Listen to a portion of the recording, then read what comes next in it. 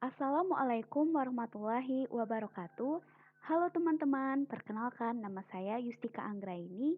Saya merupakan mahasiswa jurusan Biologi, Fakultas Matematika dan Ilmu Pengetahuan Alam Universitas Sriwijaya. Pada kesempatan kali ini, saya akan memaparkan tentang materi respon tanaman terhadap cekaman suhu panas. Nah, pada mata kuliah Ekofisiologi Tumbuhan 2022 ini diampuh oleh Bapak Juswardi MSI. Laju pertumbuhan dan perkembangan pada tanaman tidak dapat terlepas dari faktor internal dan faktor eksternal. Salah satu komponen yang termasuk faktor eksternal adalah suhu.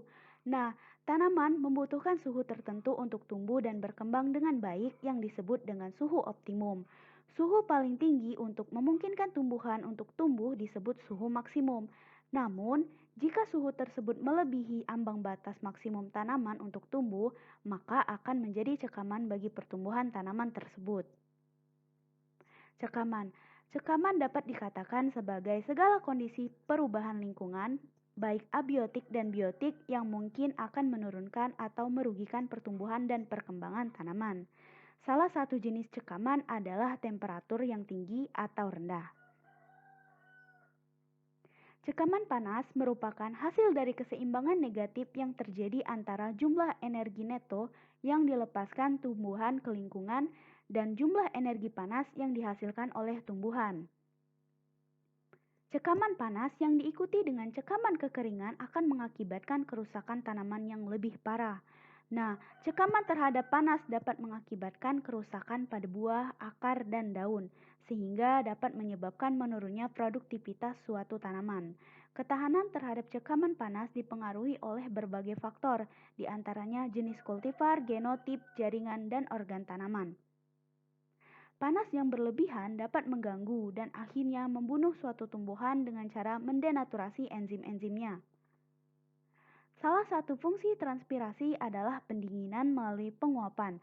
Pada hari yang panas, misalnya temperatur daun berkisar 3 derajat Celcius sampai dengan 10 derajat Celcius di bawah suhu sekitar, tentunya cuaca panas dan kering juga cenderung menyebabkan kekurangan air pada banyak tumbuhan. Penutupan stomata sebagai respon terhadap cekaman ini akan menghemat air, namun mengorbankan pendinginan melalui penguapan tersebut. Sebagian besar tumbuhan memiliki respon cadangan yang memungkinkan mereka untuk bertahan hidup dalam cekaman panas. Di atas suatu temperatur tertentu, sekitar 40 derajat Celcius, pada sebagian besar tumbuhan yang menempati daerah 4 musim, sel-sel tumbuhan mulai mensintesis suatu protein.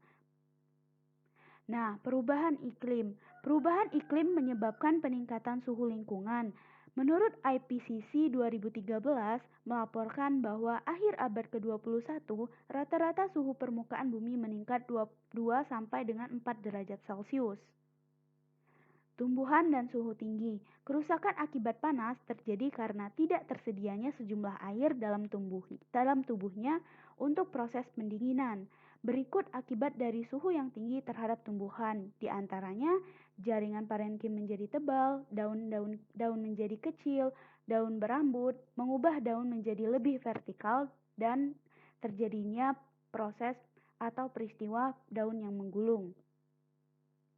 Cara tanaman beradaptasi terhadap cekaman fisiologis pada suhu yang ekstrim. Secara fisik, suhu merupakan sebagai bagian yang dipengaruhi oleh radiasi sinar matahari dan dapat diestimasikan berdasarkan keseimbangan panas. Secara fisiologis, suhu dapat mempengaruhi pertumbuhan tanaman, fotosintesis, pembukaan stomata, dan respirasi. Padi tersensitif terhadap suhu tinggi pada fase generatif.